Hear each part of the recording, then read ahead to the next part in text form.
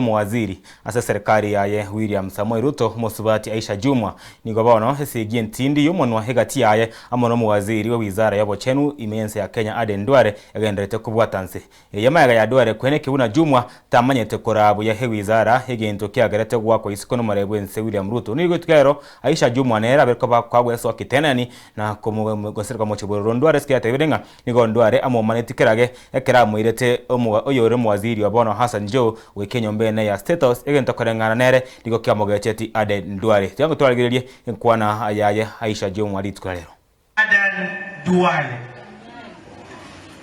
wewe Aden Duale Almasir Al-Dajjal, nataka nikwambie hivi, mimi Aisha Jumwa niliwahi kukaa na wewe katika cabinet na hakuna siku uliniongelesha isipokuwa ile siku moja niliyomchukua Ali Hassan Joho nikampeleka kwa Mheshimiwa Rais William Ruto majira ya jioni, masaa ya saa 12:30. And the following day tulikuwa na cabinet.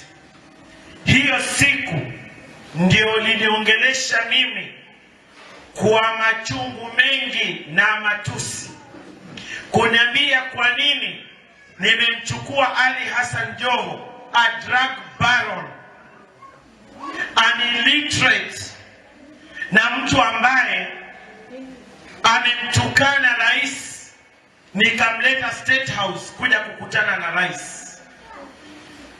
Na ulinitusi, nilisimama nikikuangalia. Wakati nilipotaka kujieleza ni kwa nini nilifanya hivyo, wewe uliniambia ni kwende.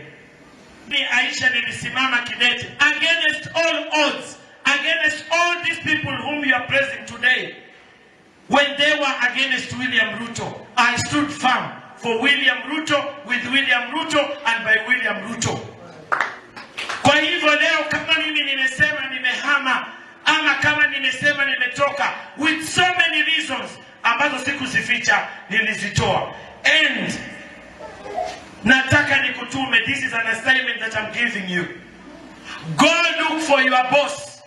Kama hamujaonana kwa muda mrefu, umuulize on the 21st of last month, which is July, mimi Aisha Jumwa nilikuwa State House na yeye, and the only position that William Ruto offered me was a cabinet slot in 2027 baada ya kuwa nimemsaidia yeye kupita, and I said no. I chose my people of Kilifi and Coast over myself, kwa sababu kama ningekuwa kama nyinyi wenye tamaa, ningesema nipewe hiyo nafasi na nifate kula na watoto wangu, but nikasema haiwezekani. I must protect my democratic rights and I must protect the people's right kama wanavyopewa kwa katiba.